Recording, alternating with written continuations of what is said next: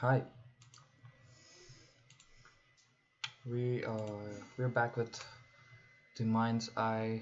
This is chapter 3 of part 1. So the chapter is called Rediscovering the Mind.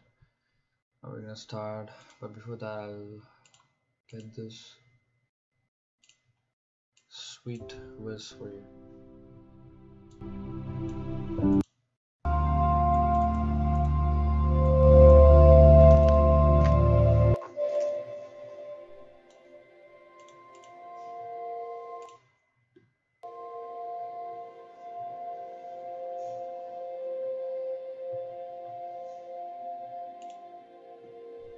Chapter 3, Rediscovering the Mind.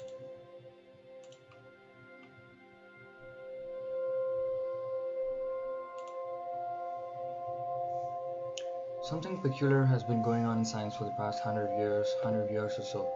Many researchers are unaware of it and others won't admit it even to their own colleagues. There is strangeness in the air. What has happened is that biologists who once postulated a privileged role for the human mind in nature's hierarchy have been moving relentlessly towards the hardcore materialism that characterized 19th century physics. At the same time, physicists faced with compelling experimental evidence have been moving away from strictly mechanical models of the universe to a view that sees the mind as playing an integral role in all physical events. It's as if two disciplines were on two fast-moving trains going in opposite directions and not knowing what is happening across the tracks. This role reversal by biologists and physicists has left the contemporary psychologists in an ambivalent position. From the perspective of biology, the psychologist studies phenomena that are far removed from the core of certainty, that is, the sub-microscopic world of atoms and molecules.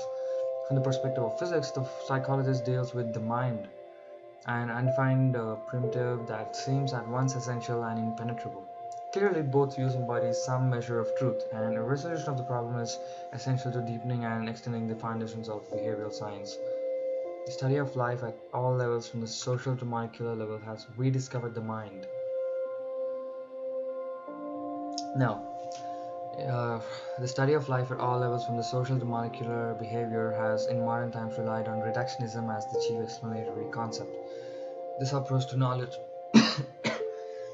This approach to knowledge tries to comprehend one level of scientific phenomena in terms of concepts at a lower and presumably more fundamental level. In chemistry, large-scale reactions are accounted for by examining the behavior of molecules.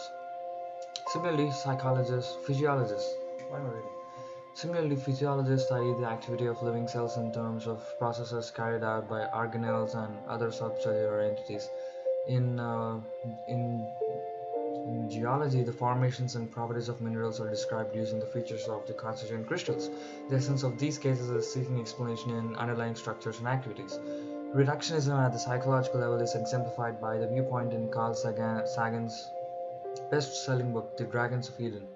He writes, "My fundamental premise about the brain is that all its workings, what we sometimes call mind, are a consequence of its anatomy and physiology and nothing more."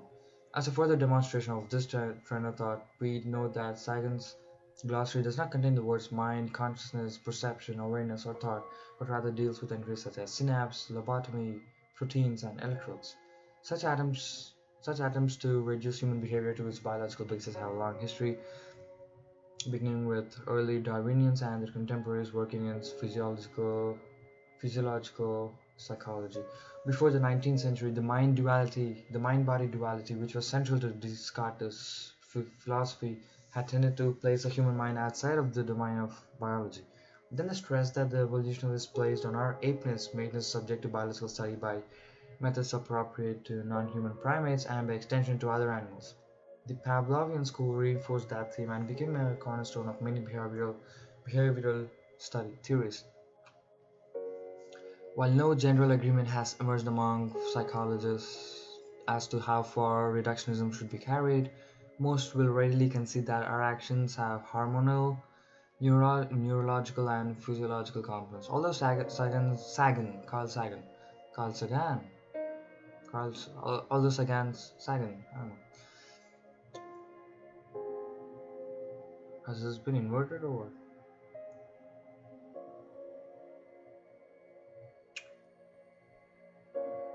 Although Sagan's premise lies within a general tradition in psychology, it is radical in aiming at complete explanation in terms of the underlying level.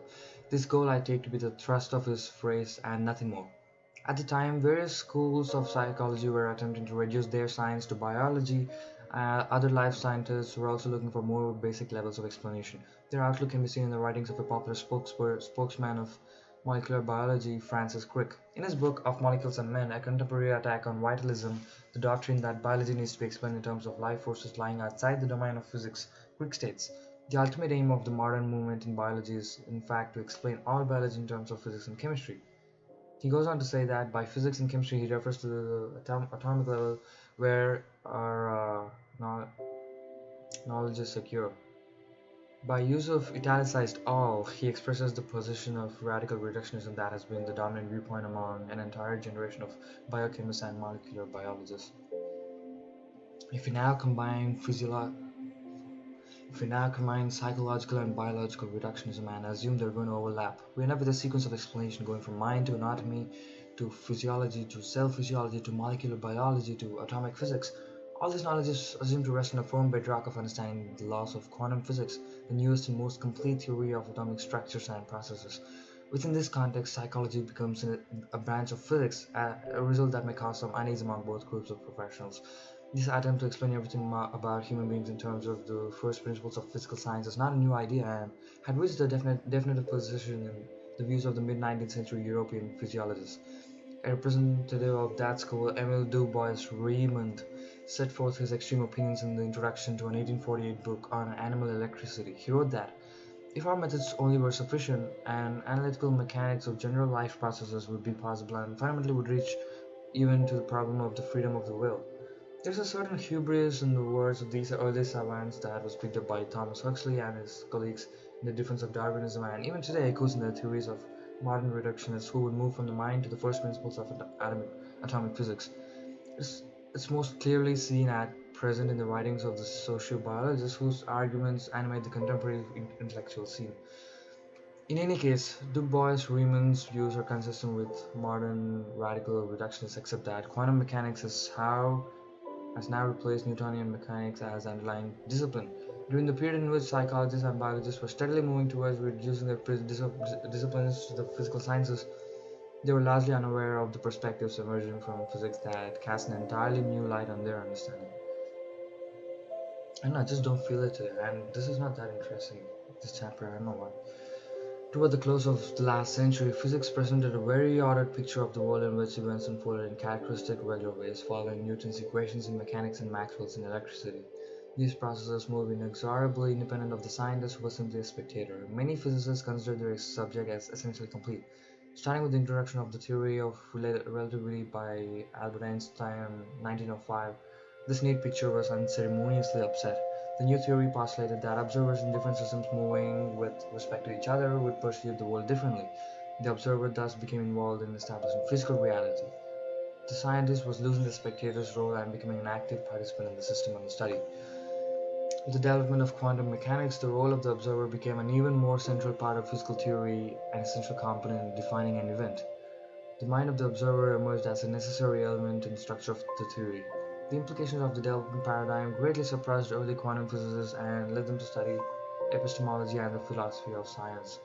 Never before in scientific history, to my knowledge, had all the leading contributors produced books and papers expounding the philosophical and humanistic meaning of their results. Werner Heisenberg, one of the founders of the new physics, became deeply involved in the issues of philosophy and humanism. In Philosophical Problems of Quantum Physics, he wrote of physics having to renounce thoughts of an objective timescale common to all observers and of events in time and space that are independent of our ability to observe them. Heisenberg stressed that the laws of nature are no longer dealt with elementary particles but with our own knowledge of these particles, that is, with the contents of our minds. Erwin Schrödinger, the man who formulated the fundamental equation of quantum mathematics, wrote an extraordinary little book in 1958 called Mind and Matter. In this series of essays, he moved from the results of the new physics to a rather mystical view of the universe that he identified with perennial philosophy of Aldous Huxley. Schrödinger was the first of the quantum theoreticians to express sympathy with the Upanishads and Eastern philosophical thought. A growing body of literature now embodies this perspective, including two popular works, The Tower of Physics by Fritjof Capra and The Dancing Woolly Masters by Gary Zukav. The problem faced by quantum theorists can best be seen in the famous paradox: who killed Schrodinger's cat? In a hypothetical formulation, a kitten is put in a closed box with a jar of poison and a trip hammer poised to smash the jar. The hammer is activated by a counter that records random events such as radioactive decay. The experiment lasts just long enough for there to be a probability of one half that the hammer will be released. Quantum mechanics represents the system mathematically by the sum of a live cat and a dead cat function, each with a probability of one half. The question is whether the act of looking kills or saves the cat, since the experimenter looks in the box and before the experimenter looks in the box, both situations are equally likely. This light-hearted example reflects a deep conceptual difficulty. In more formal terms, a complex system can only be described by using a probability distribution that relates the possible outcomes of an experiment. In order to decide among the various alternatives, a measurement is required. This measurement is what constitutes an event, as distinguished from the probability, which is a mathematical abstraction. However, the only simple and consistent description physicists were able to assign a measurement involved and observers becoming unaware of the result. Thus, the physical event and the content of the human mind were inseparable. This linkage forced many researchers to seriously consider consciousness as an integral part of the structure of physics. Such interpretations moved science towards the idealist as contrasted with the realist conception of philosophy. The views of a large number of contemporary physical scientists are summed up in the essay Remarks on the Mind-Body Question, written by Nobel laureate Eugene Wigner. Wigner begins by pointing out that the most physical scientists have returned to the recognition that thought, meaning the mind, is primary. He goes on to state, it was not possible to formulate the laws of quantum physics in a fully consistent way without reference to the consciousness. And he concludes by noting how remarkable it is that the scientific study of the world led to the content of consciousness as an ultimate reality. A further development in yet another field of physics reinforces Wigner's viewpoint. The introduction of information theory and its applications to thermodynamics has led to the conclusion that entropy, a basic concept of that science, is a measure of the observer's ignorance of the atomic details of the system. When we measure the pressure, volume, and temperature of an object, we have a residual lack of knowledge of the exact position and velocity of the component atoms and molecules. The numerical value of the amount of information we are missing is proportional to the entropy. In earlier thermodynamics, entropy had represented in an engineering sense the energy of the system unavailable to perform external work. In the modern view, the human mind enters once again, and entropy relates not just to the state of the system, but to our knowledge of that state. The founders of modern atomic theory did not start out to impose a mentalist picture of the world. Rather, they began with the opposite point of view and were forced to the present-day position in order to explain experimental results. We are now in a position to integrate the perspectives of three large fields: psychology, biology, and physics. By combining the positions of Sagan, Crick, and Wigner as spokesmen for the various outlooks, we get a picture of the whole that is quite unexpected. First, the human mind, including consciousness and reflective thought, can be explained by the activities of the central nervous system, which in turn can be reduced to the biological structure and function of that physiological system. Second, biological phenomena at all levels can be totally understood in terms of atomic physics, that is, through the action and interaction of the component atoms of carbon, nitrogen, oxygen, and so forth. Third and last, atomic physics, which is now understood most fully by means of quantum mechanics, must be formulated with the mind as a primitive component of the system. We have thus in separate circle from the mind back to the mind. The results of this chain of reasoning will probably lead more aid and comfort to Eastern mystics than to neurophysiologists and molecular biologists. Nevertheless, the closed loop follows from a straightforward combination of the explanatory processes of recognized experts in the three separate sciences. Since individuals seldom work with more than one of these paradigms, the general problem has received little attention. If you reject this epistemological circularity, we are left with two opposing camps: a physics with a claim to completeness because it describes all of nature, and a psychology that is all-embracing because it deals with the mind, our only source of knowledge of the world. Given the problems in both of these views, it's perhaps well to return to the circle and give it more sympathetic consideration. If it deprives us of firm absolutes, at least it encompasses the mind-body problem and provides a framework within which individual disciplines can communicate. The closing of the circle provides the best possible approach for psychological theorists. The strictly reductionist approach to human behavior, so characteristic of social biology, also runs into trouble on more narrow biological grounds. For it includes an assumption of continuity in evolution from early mammals to man, which implies that the mind or consciousness was not a radical departure. Such an assumption is hardly justified when one considers the dramatic instances of discontinuity in evolution. The origin of the universe itself, the Big Bang, is a cosmic example of discontinuity. The beginning of life, while less cataclysmic, is certainly another example. The encoding of information in genetic modules introduced the possibility of profound disturbances in the laws that govern the universe. Before the coming of genetic life, for example, fluctuations in temperature or noise were averaged out, giving rise to precise laws of planetary evolution. Yeah. Afterward, however, a single molecular event at the level of thermal noise could lead to microscopic consequences. For if the event were a mutation in a self-replicating system, then the entire course of biological evolution could be altered. A single molecular event could kill a whale by inducing a cancer or destroy an ecosystem by generating a virulent virus that attacks the key species in that system. The origin of life does not abrogate the underlying laws of physics, but it adds a new feature: large-scale consequences of molecular events. This rule change makes evolutionary history indeterminate and so constitutes a clear-cut discontinuity. A number of contemporary biologists and psychologists believe that the origin of reflective thought that occurred during primate evolution is also a discontinuity that has changed the rules. Again, the new situation does not abrogate the underlying biological laws, but it adds a feature that necessitates novel ways of thinking about the problem. The evolutionary biologist Lawrence B. Slobodkin has identified the new feature as an introspective self-image. This property, he asserts, alters the response to evolutionary problems and makes it impossible to assign major historical events to cause inherent in biological evolutionary laws. Slobodkin is claiming that the rules have changed and man cannot be understood by laws applicable to other mammals whose brains have a very similar physiology. This emergent feature of man has in one form or another been discussed by numerous anthropologists, psychologists, and biologists. It's part of the empirical idea that data cannot be shelved just to preserve reductionist purity. The discontinuity needs to be thoroughly studied and evaluated, but first it needs to be recognized. Primates are very different from other animals, and human beings are very different from other primates. We now understand the troublesome features in a forceful commitment to uncritical reductionism as a solution to the problem of the mind. We have discussed the weaknesses of that position. In addition to being weak, it's a dangerous view since the way we respond to our fellow human beings is dependent on the way we conceptualize them in our theoretical formulations. If we envision our fellows solely as animals or machines who drain our interactions of humanistic richness, if we seek our behavioral norms in the study of animal societies, we ignore those uniquely human features that so enrich our lives. Radical reductionism offers very little in the area of moral imperatives. Further, it presents a wrong glossary of terms for humanistic pursuit.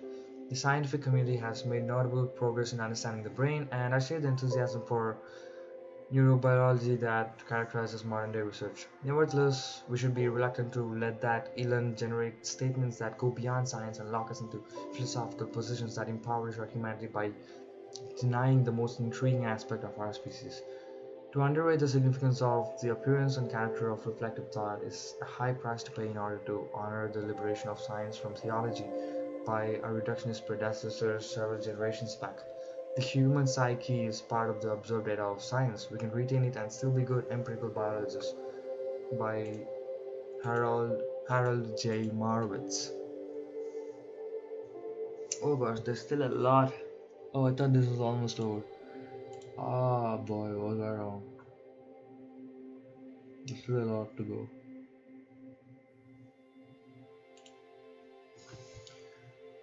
But let's try to finish this. So this was by Harold J. Marwitz. Reflections by the author. The Garden of Forking Paths is a picture, incomplete yet not false, of the universe as Sui Pen conceived it to be. Differing from Newton and Schopenhauer, he did not think of time as absolute and uniform. He believed in an infinite series of times, in a dizzily growing, ever-spreading network of diverging, converging, and parallel times. This web of time, the strands of which approach one another, bifurcate, intersect, or ignore each other through the centuries, embraces every possibility. We do not exist in most of them. In some you exist and not I, while in others I do and you do not, and yet in others both of us exist. In this one, in which chance has favored me, you have come to my gate. In another, you, crossing the garden, have found me dead. In yet another, I say these very same words, but I'm an error, a phantom.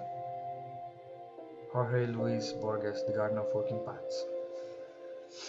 Actualities seem to float in a wider sea of possibilities from out of which they were chosen, and somewhere indeterminism says that such possibilities exist and form part of the truth.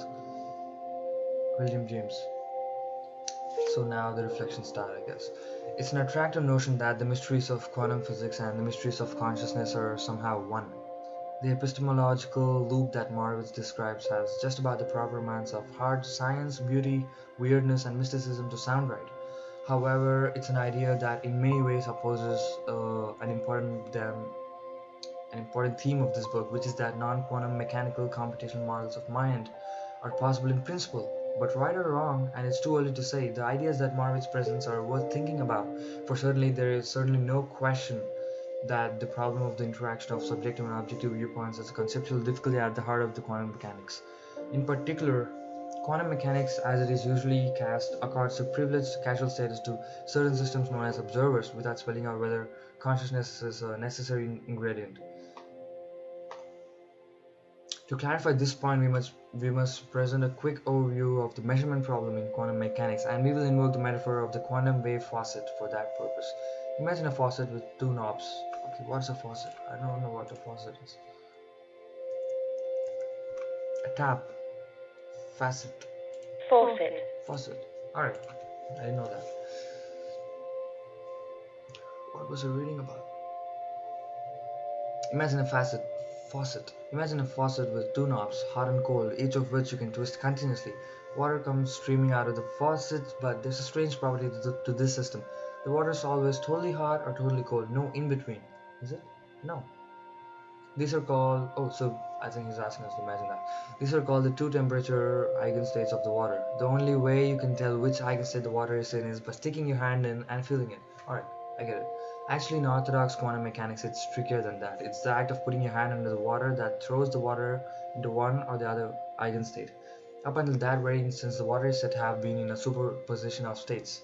Yeah, depending on the setting of the knobs, the likelihood of cold water will vary. Of course, if you turn on only the head tap, then you'll get hot water always, and if you turn on only C, then you'll get cold water for sure. If you open both valves, however, you will create a superposition of states. By trying it over and over again with one setting, you can measure the probability that you get cold water with that setting. After that, you can change the setting and try again. There will be some crossover point where hot and cold are equally likely. It'll be like flipping a coin. Eventually, you can build up enough data to draw a graph of the probability of cold water as a function of the knob settings. Quantum phenomena are like this. Physicists can twiddle knobs and put systems into superpositions of states analogous to our hot-cold superpositions. As long as no measurement is made of the system, the physicist cannot know which eigenstate the system is in. Indeed, it can be shown that in a very fundamental sense that the system itself does not know which eigenstate it is in, and that it decides at random only at the moment the observer's hand is put in to test the water, so to speak. The system up until the moment of observation acts as if it were not in an eigenstate. For all practical purposes, for all theoretical purposes, in fact for all purposes, the system is not in an eigenstate. You can imagine doing a lot of experiments on the water coming out of a quantum water faucet to determine if it's actually hot or actually cold without sticking your hand in. For example, you can run your washing machine on the water from the faucet. Still, you won't know if your wool sweater has shrunk or not until the moment you open the washing machine. Okay, make some tea with water from the faucet. Still, you won't know if you've got iced tea or not until you taste it. Again, interaction with the conscious observer again. Attach a recording thermometer just under the water faucet. Until you yourself see the reading on the thermometer or the ink marks on its record, you cannot know the temperature. You can't be any surer that the ink is on the paper than you are that the water has a definite temperature. The critical point here is that the sweater, the tea, and the thermometer, not having conscious observer status themselves, had to play along with the gag, and just as the water did, entered their own superposition of states: shrunk and non-shrunk, iced tea and hot tea, ink high and ink low. This must sound as if it has nothing to do with physics per se, but merely with ancient philosophical conundrums such as, does a tree in a forest make a noise when it falls if there's no one there to hear it? But the quantum mechanical twist on such riddles is that there are observation consequences that are diametrically opposite to the consequences that would occur if a seemingly mixed state were in reality always a true eigenstate, merely hiding its identity from observers until the moment of measurement. In crude terms, a stream of maybe hot, maybe cold water would act differently from a stream of water that is actually hot or actually cold, because the two alternatives interfere with each other in the sense of overlapping waves. It turns out that such interference effects are only statistical, so the effect would become manifest only after a large number of sweater washings or tea makings. Interested readers should consult the beautiful exposition of this difference in the character of the physical law by Richard Feynman. The plight of Schrodinger's cat carries this idea further, that even a cat could be in quantum mechanical superposition of states until a human observer intervened. One might object and say, wait a minute, isn't a live cat as much of a conscious observer as a human being is? Probably it is, but notice that this cat is possibly a dead cat, which is certainly not a conscious observer. In effect, we have created in Schrodinger's cat a superposition of two eigenstates, one of which has observer status, the other of which lacks it. Now, what should we do? The situation is reminiscent of a Zen riddle posed by the master Kyogen. Zen is like a man hanging in a tree by his teeth over a precipice. His hands grasp no branch, his feet rest in no limb, and under the tree another person asks him, why did Bodhidharma come to China from India? If the man in the tree does not answer, he fails. If he does answer, he falls and loses his life. Now what shall he do? That's Zen's riddle. Reading it for the first time. Anyway. To many physicists, the distinction between systems with observer status and those without has seemed artificial, if even repugnant. Moreover, the idea that an observer's intervention causes a collapse of the wave function, a sudden jump into one randomly chosen pure eigenstate, introduces caprice into the ultimate laws of nature. God does not play dice. A radical attempt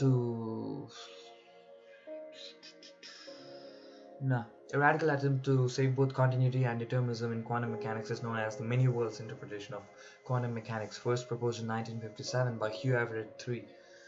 According to this very bizarre theory, no system ever jumps discontinuously into an eigenstate. What happens is that the superposition evolves smoothly with its various branches unfolding in parallel. Whenever necessary, the state sprouts further branches that carry the various new alternatives. For instance, there are two branches in the case of Schrodinger's cat, and they develop in parallel. Well, what happens to the cat? Does it feel itself to be alive or dead? One must wonder. Everett would answer, it depends which branch you look at. On one branch it feels alive, and on the other there's no cat to feel anything. With intuition beginning to rebel, one then asks, well, what about a few moments before the cat on the fatal branch died? How did the cat feel then? Surely the cat can't feel two ways at once. Which of the two branches contains a genuine cat? The problem becomes even more intense as you realize the implications of this theory as applied to you here and now. For every quantum mechanical branch in your life, and there have been billions upon billions, you have split into two or more yous riding along parallel but disconnected branches of one gigantic universal wave function. At the critical spot in this article where this difficulty arises, Everett calmly inserts the following footnote. At this point we encounter a language difficulty. Whereas before the observation we had a single observer state, afterwards there were a number of observation states for the observer, all occurring in superposition. Each of these separate states is a state for an observer, so that we can speak of the different observers described by different states. On the other hand, the same physical system is involved, and from this viewpoint it's the same observer, which is in different states for different elements of the superposition.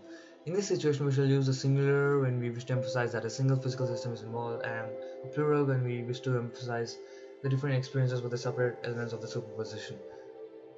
Oh man, all said with a poker face. The problem of how it feels subjectively is not treated. It's just swept under the rug. It's probably considered meaningless. And yet one simply has to wonder, why then do I feel myself to be in just one word? Well, according to Everett's view, you don't. You feel all the alternatives simultaneously. It's just this you going down this branch who doesn't experience all the alternatives. This is completely shocking. The vivid quotes with which we open our reflection come back and penetrate deeply. The ultimate question is this. Why is me in this branch then? What makes me, this me, feel itself, myself, unsplit? The sun is setting one evening over the ocean. You and a group of friends are standing at various points along the wet sand. As the water laps at your feet, you silently watch the red globe drop nearer and nearer to the horizon. As you watch, somewhat mesmerized, you notice how the sun's reflection on the wave crests form a straight line composed of thousands of momentary orange-red glints. A straight line pointing right at you. How lucky that I'm the one who happens to be lined up exactly with that line, you think to yourself. Too bad not all of us can stand here and experience this perfect unity with the sun. And at the same moment, each of your friends is having precisely the same thought. Or is it the same? Such musings are at the heart of the soul-searching question. Why is the soul in my body, or on the branch of universal wave function? Why, when there are so many possibilities that this mind get attached to this body, why can't I Highness, why can't my highness belong to some other body? It's obviously circular and unsatisfying to say something like you are in that body because that was the one made by your parents. But why were they my parents and not someone else?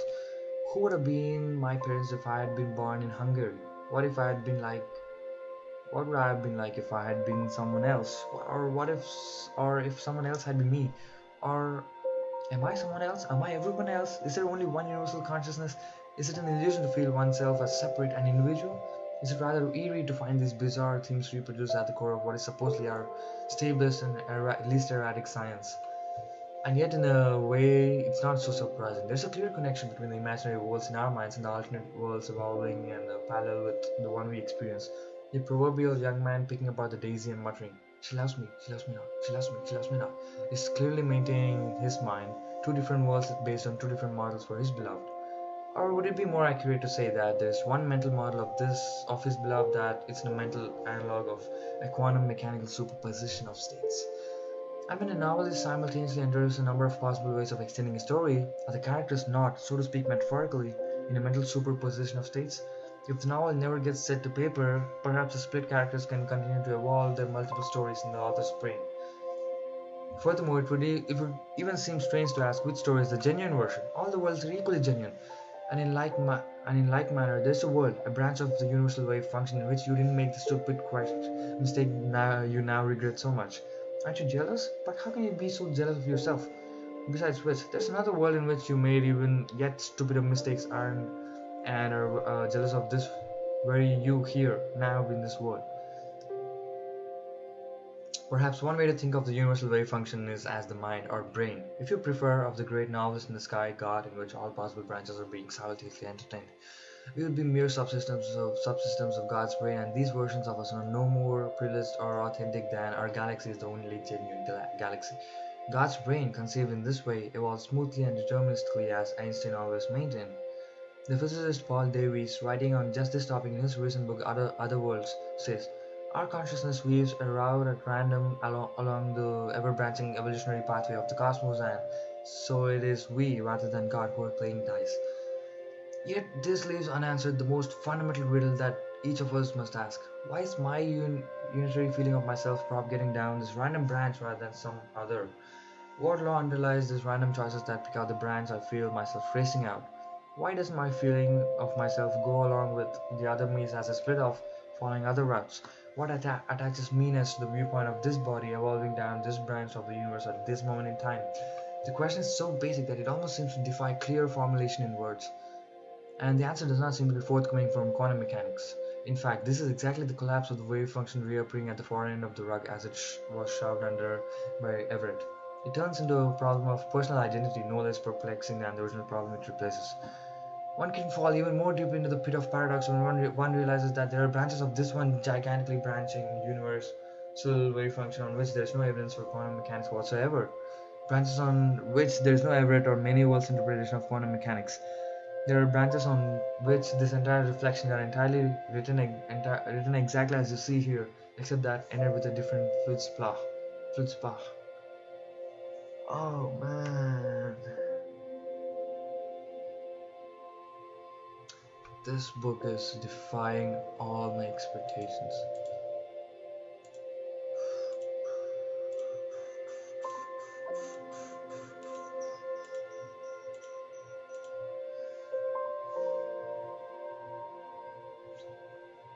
What is this? This is an interesting comment. The reason I'm not showing the text when I'm reading is because I'm worried about copyright strikes. I don't know. I know I won't get that, but this is the book, themindeye.blogspot.com. Man, this book is amazing, man. This is something else. This is out of this world. But we'll stop here, and in the next part, we're gonna be back with part 2. Oh, we've finished part 1. Awesome. Part 2, it's called Soul Searching. Oh man, this is so freaking amazing. Alright, anyway, I'll be back with the next video. Until then, bye bye. If anyone's watching it, yeah, anyway, yeah, bye bye.